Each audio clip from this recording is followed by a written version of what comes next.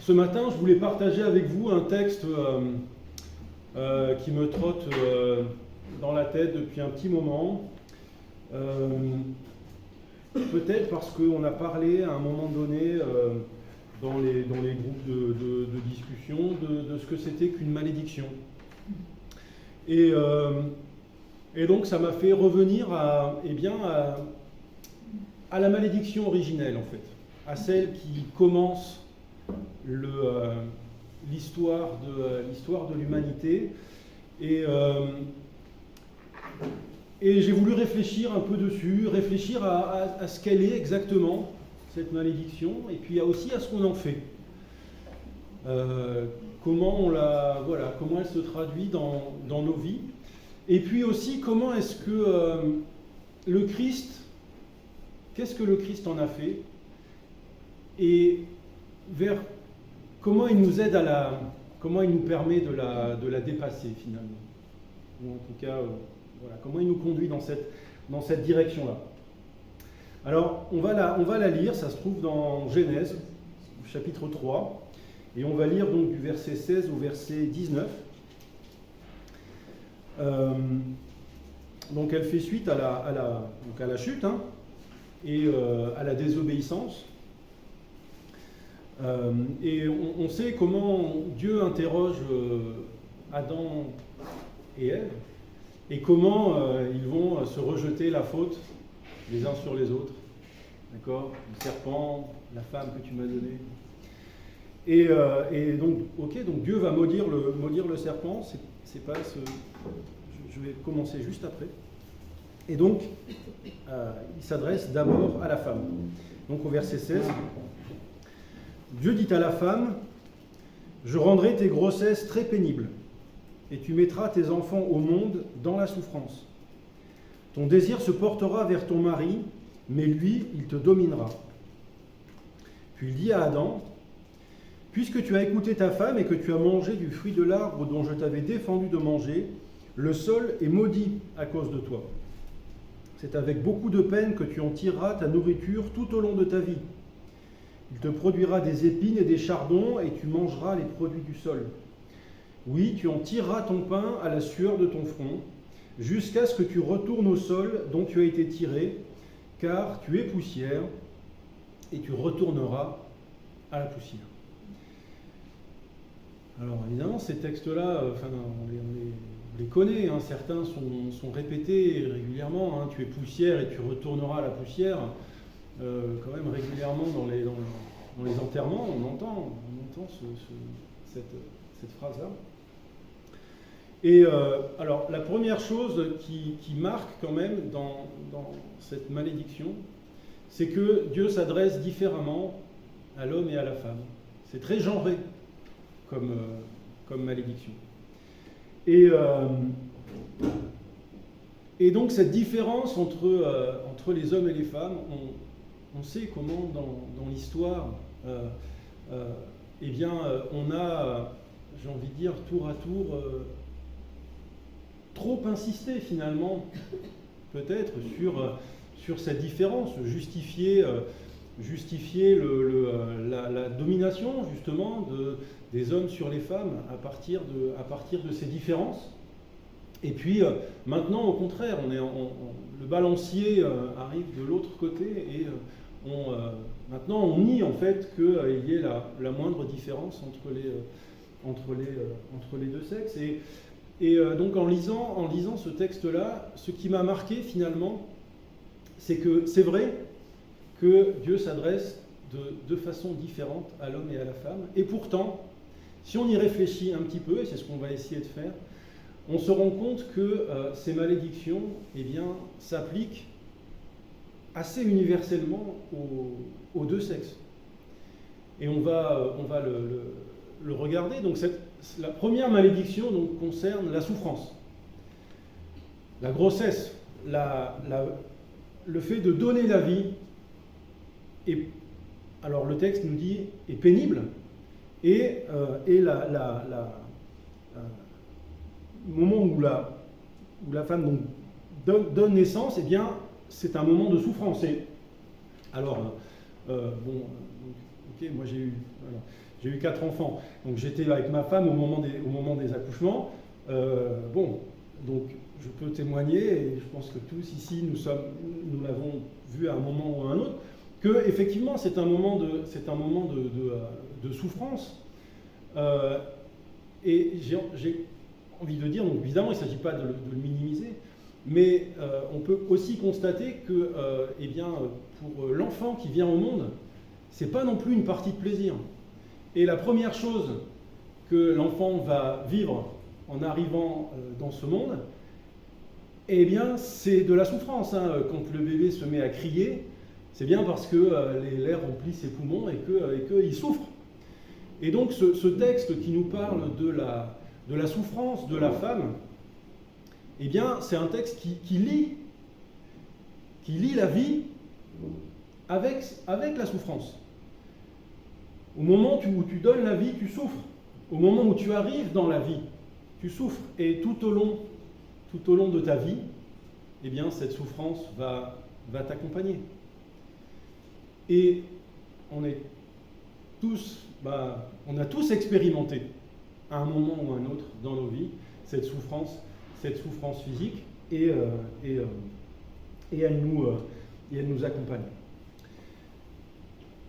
La deuxième malédiction concerne les relations entre les hommes et les femmes. Ton désir se portera vers ton mari, mais lui dominera sur toi. Alors c'est un texte qui est un peu étrange, hein, et j'avoue je suis pas sûr d'avoir tout compris là-dedans.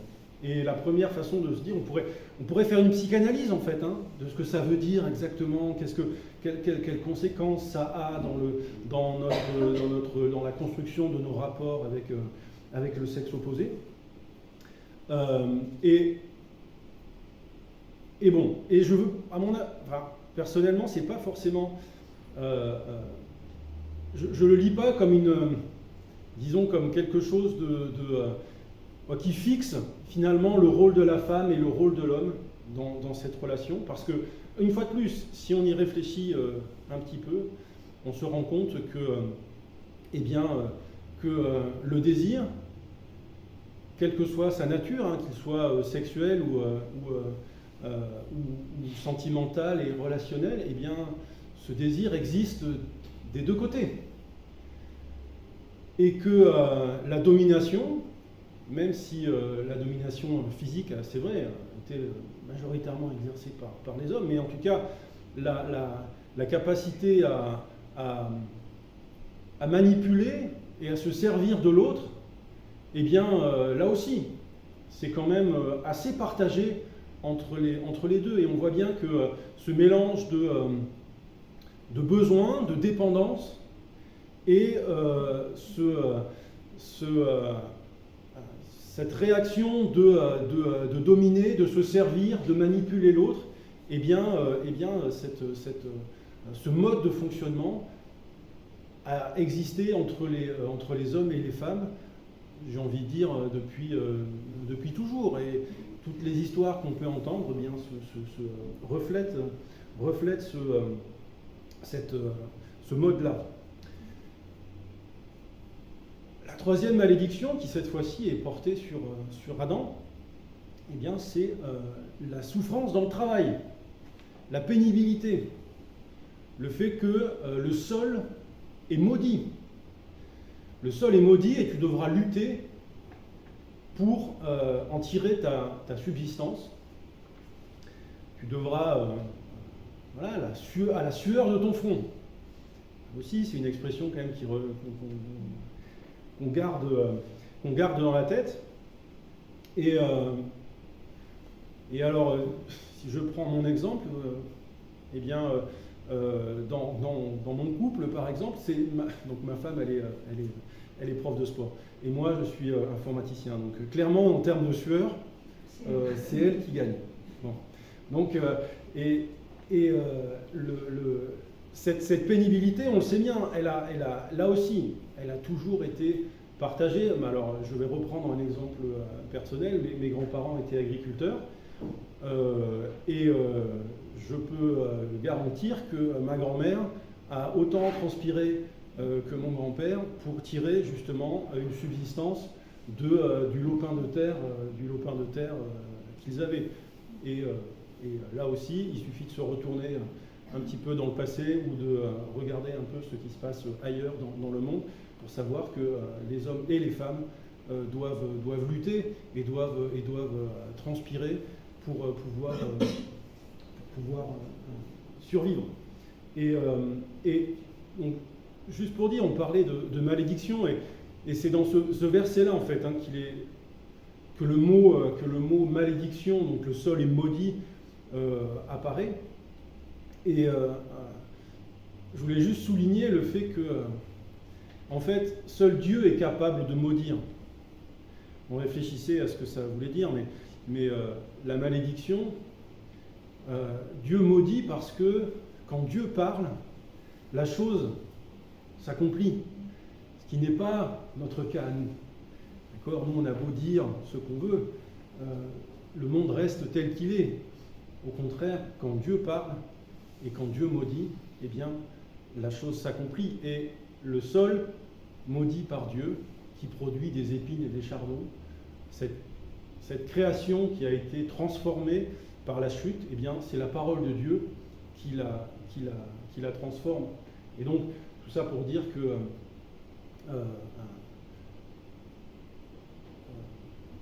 oui, que finalement, les malédictions qui peuvent être prononcées par les uns et les autres j'ai envie de dire, n'ont pas de valeur. D'accord ? C'est qu'il n'y a rien à craindre là-dedans, puisque le seul qui peut effectivement maudire quelque chose, eh bien, c'est Dieu. Et cette dernière malédiction, eh bien, c'est la mort.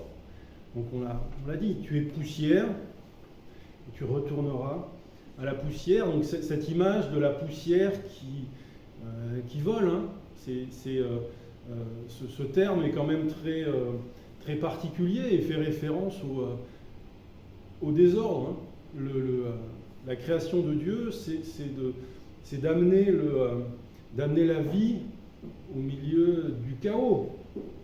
Et bien, ce texte nous dit, voilà, toi tu retourneras, tu as été tiré de cette poussière informe, et tu retourneras à cet état-là. Et pour reprendre la question de l'homme et de la femme, même si cette parole est donnée à l'homme, là aussi, on est tous bien placés pour savoir qu'elle s'applique aux deux.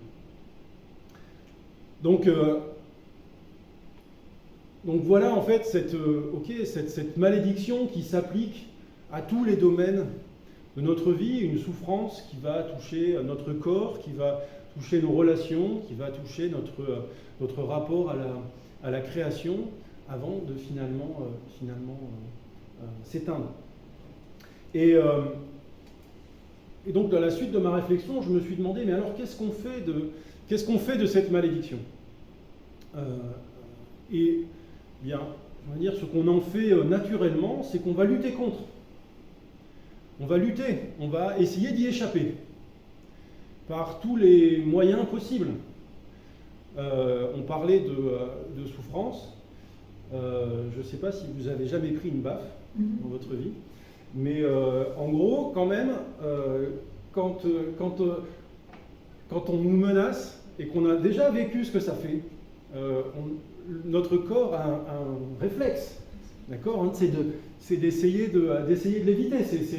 Il faut beaucoup de volonté pour arriver à aller contre ça. Et donc, eh bien, nous cherchons à éviter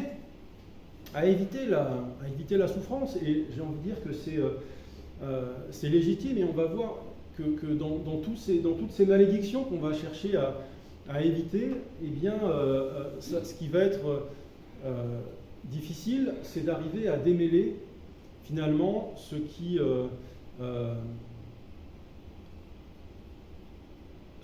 nous construit de ce qui nous détruit.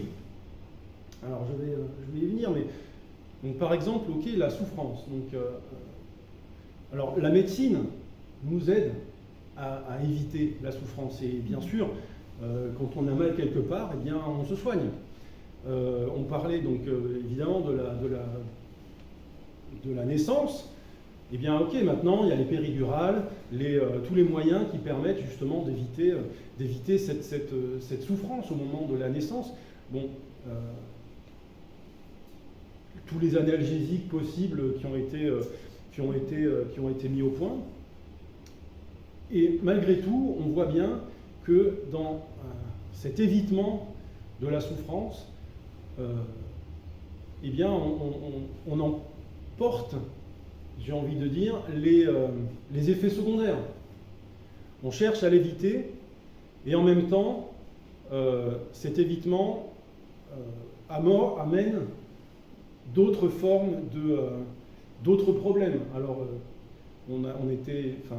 voilà, Nicolas, par exemple, qui a témoigné devant nous il y a quelque temps effectivement, des conséquences qu'ont eu pour lui eh bien, les analgésiques à forte dose qu'il a pris et la dépendance qui en a découlé. On sait bien que voilà, cet évitement de la souffrance, eh bien, il a simplement des limites. Dans le conflit entre les hommes et les femmes qui dure depuis toujours et qui est là aussi une source de souffrance qu'on n'en finit pas de découvrir en fait, hein, et dans nos vies, quel que soit finalement la réussite qu'on a pu avoir dans ce domaine, eh bien, on a vécu ce déchirement d'être incapable de... alors c'est un terrain un peu glissant et j'ai pas envie de me casser la figure là-dessus parce qu'on dit facilement des bêtises et je veux pas aller trop dans un sens ni trop dans l'autre, faire des généralités où finalement chaque cas alors que chaque cas est particulier, mais on a par plein de moyens différents, on a essayé de régler ce problème-là. On a pu le régler par exemple en séparant les hommes et les femmes, en disant qu'ils sont tellement différents qu'il faut minimiser finalement leur interaction et en faisant des mondes très différents. On a pu au contraire dire ah ben non, il n'y a aucune différence entre les deux, donc il faut que les relations soient exactement symétriques et identiques. Et dans tout ça, on perd finalement une part de notre identité, et on ne sait plus vraiment qui on est et comment on doit se comporter. Donc là non plus, pas de... Donc la domination qui s'exerce d'un côté ou de l'autre et quand on essaye de se débarrasser, eh bien on voit que on a du mal à s'en extraire sans perdre une partie de qui on est. Le travail, là aussi, ce travail pénible, toute l'histoire du progrès a consisté à diminuer cette pénibilité.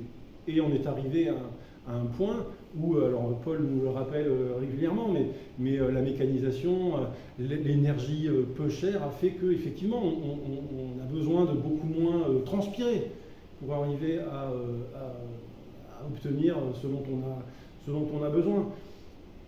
Et là aussi on en paye les conséquences parce que eh bien, cette diminution du coût du travail eh bien, a un coût environnemental dont on est en train de prendre la mesure actuellement, et on a profité de cette énergie peu chère, et maintenant il faut faire face aux conséquences.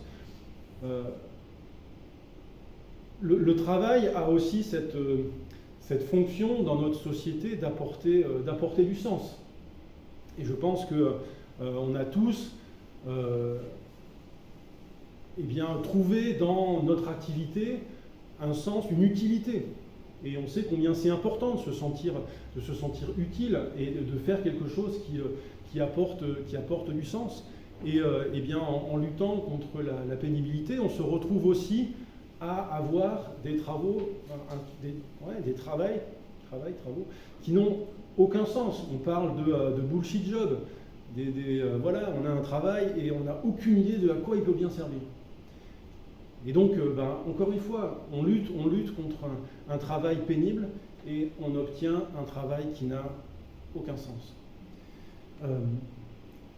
Et je termine donc avec cette quatrième malédiction qui est la mort. Alors là aussi, on lutte contre la mort, on essaie de la repousser.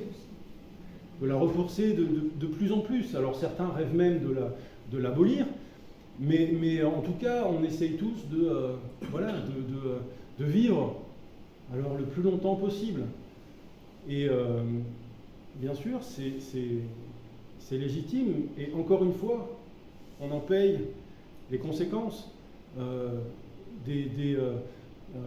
la qualité de la vie, finalement, qui va en s'amenuisant, et des vies qui durent très longtemps, mais qui ont perdu là aussi, qui ont perdu leur sens. Je vais reprendre un exemple. Voilà, ma grand-mère vient d'avoir 99 ans,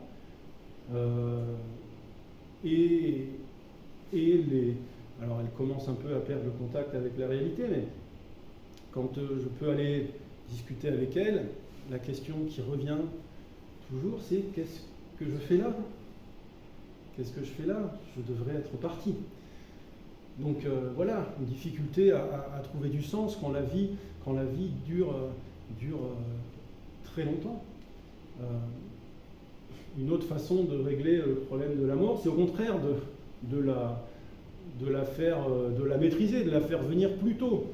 Donc le débat sur l'euthanasie est en cours dans notre pays. On sait comment ça peut se passer dans les pays autour de nous, en Belgique, en Espagne, en Suisse. Et bien sûr, c'est une liberté, on va dire une liberté individuelle, mais ce chemin-là, eh bien, va commencer à poser la question de si la vie n'a plus de valeur, eh bien peut-être qu'à un moment donné, c'est les autres qui vont nous dire que notre vie n'a plus de valeur.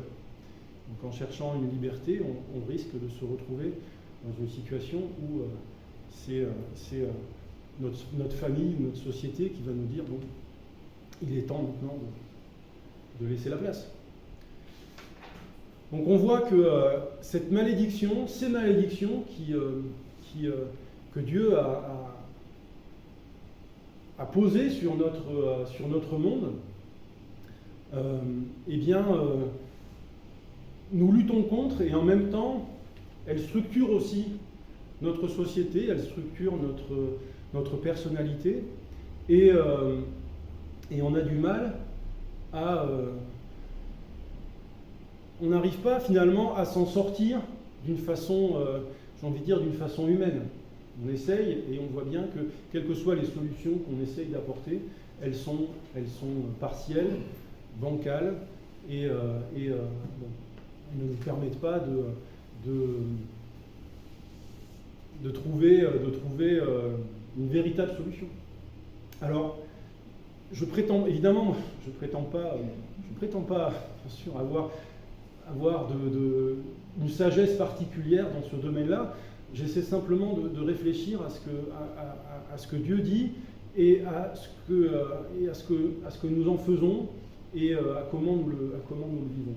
Et quand on veut réfléchir finalement à la volonté de Dieu, je pense que le bon réflexe, c'est de se tourner vers le Christ.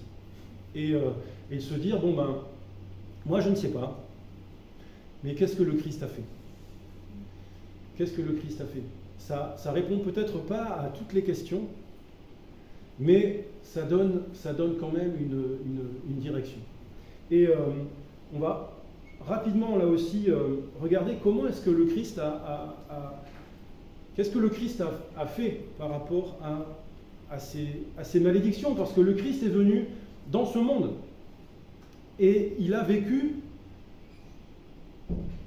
la même vie que nous. Il a porté cette même malédiction. Et lui en a fait quelque chose, et je crois qu'il nous montre le chemin pour ça. Alors, au niveau de la souffrance, qu'est-ce que le Christ a fait par rapport à la souffrance?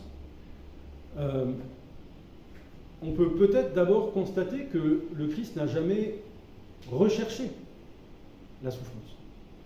Quand il y a eu de l'opposition, il n'est pas allé comment dire, il s'est pas bagarré. Il n'a pas cherché, il n'a pas cherché il n'a pas cherché les coups. C'était pas son objectif. La souffrance pour lui avait pas une valeur en elle-même. D'accord ? C'est pas le fait de souffrir qui avait du sens. Et pourtant, quand la souffrance était nécessaire, il n'a pas cherché à l'éviter.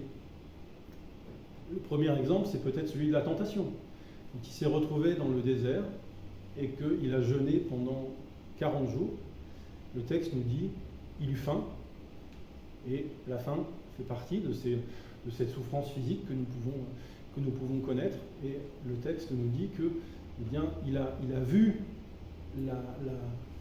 le sens spirituel de sa souffrance avant le fait d'essayer de la supprimer. Et puis bien sûr, au moment de sa mort, il a affronté la souffrance physique, les coups et la crucifixion. Il l'a affronté sans chercher à l'éviter, parce que cette souffrance-là portait finalement la souffrance du monde. Et cette souffrance-là avait une valeur, pour le coup, spirituelle. Donc pas recherchée, mais en même temps pas évitée quand elle avait du sens. Dans sa relation aux femmes, alors là c'est peut-être un peu plus compliqué. La mission de Christ n'était pas de fonder une famille sur terre. Malgré tout, il a eu des relations, des discussions, une proximité. Il a été en relation avec les femmes qui étaient autour de lui. Et à ce niveau-là, on peut même regarder comment il a été en relation avec tous ceux qui l'entouraient, qu'ils soient à ce moment-là hommes et femmes. Et moi, je trouve qu'il a été une inspiration dans ce domaine-là, en référence à cette malédiction, parce que la malédiction nous dit tu vas désirer, alors, sur les traductions, tes attentes vont se porter vers l'autre, mais l'autre te dominera.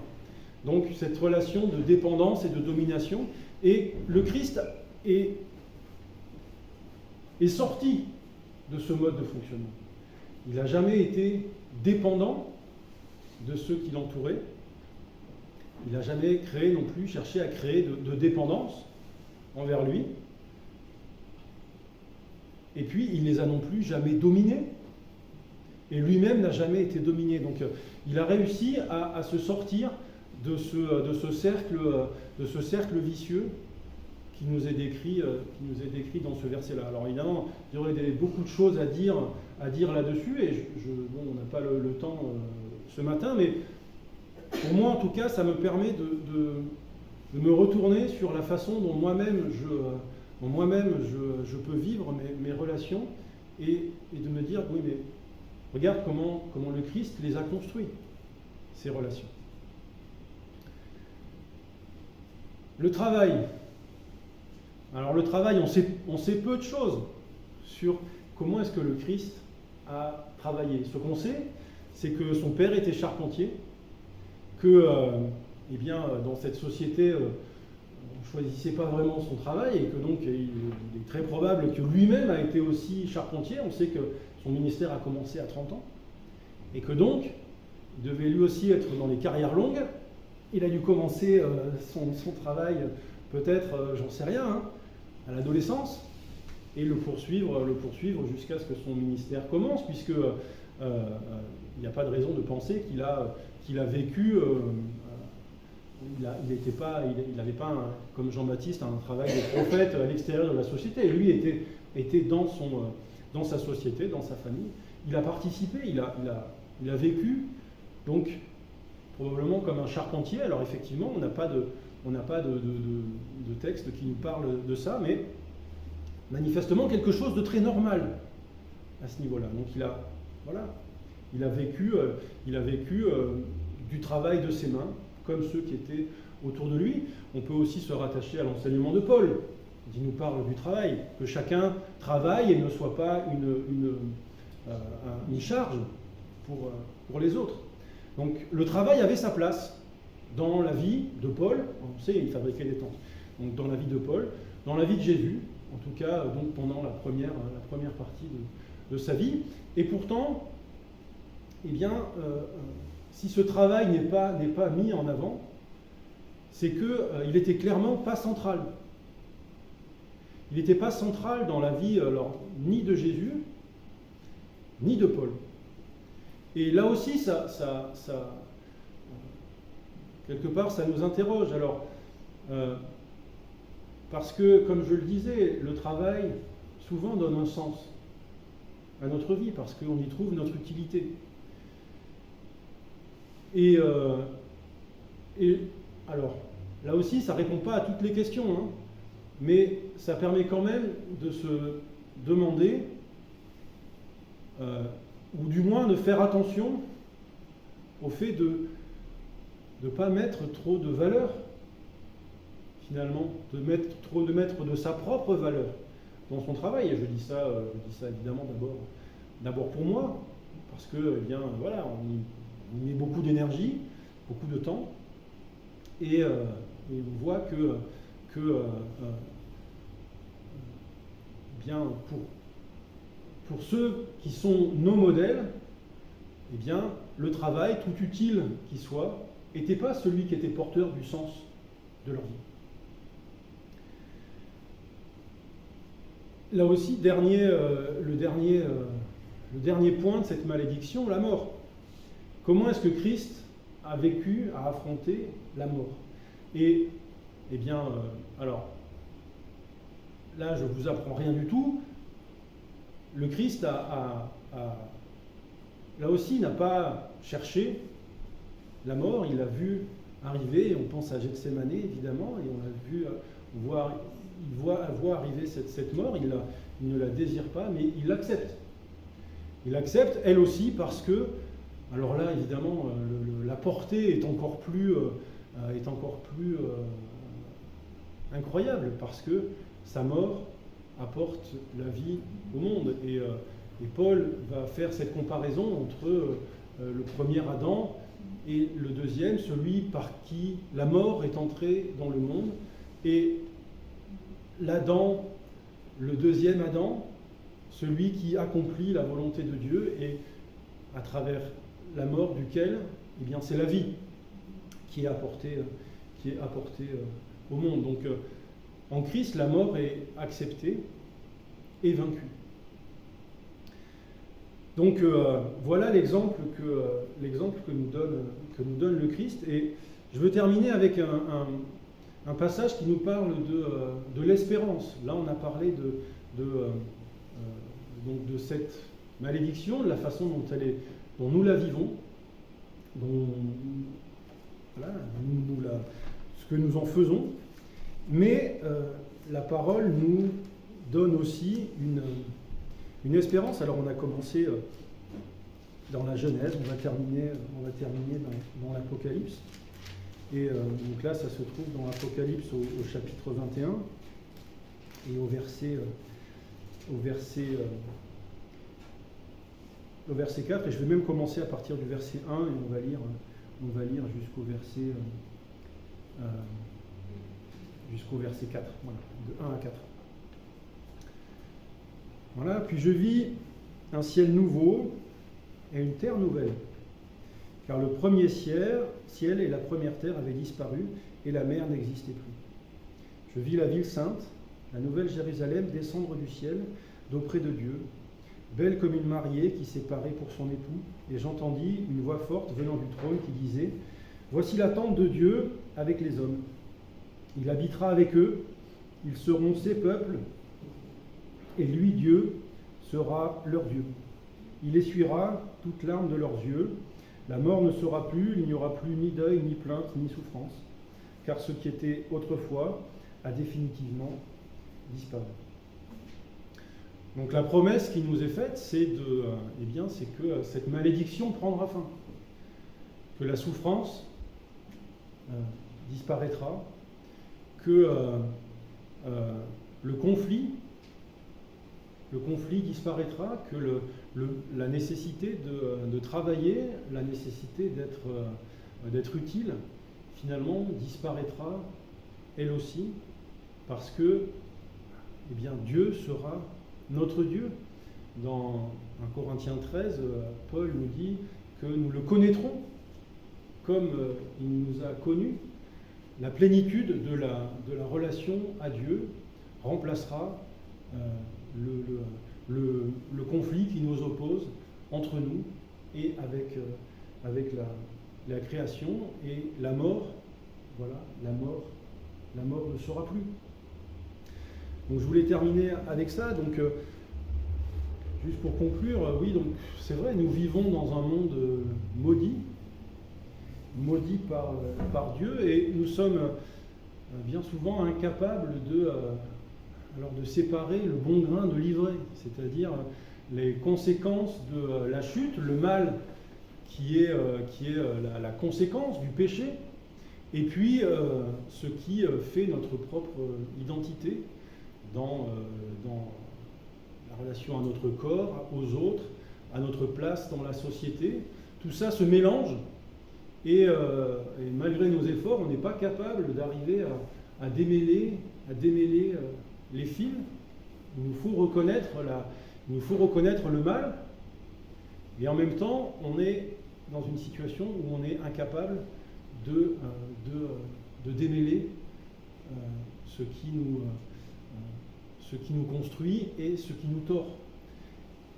Pourtant, le Christ est là-dedans notre modèle. C'est celui qui nous permet de regarder vers Dieu et de trouver un chemin sur lequel marcher, en ayant conscience finalement de notre faiblesse, et en même temps en regardant vers l'espérance qu'il nous donne, qu'un jour, ce que nous n'arrivons pas à faire aujourd'hui, lui le fera pour nous. Voilà, je m'arrête là, merci.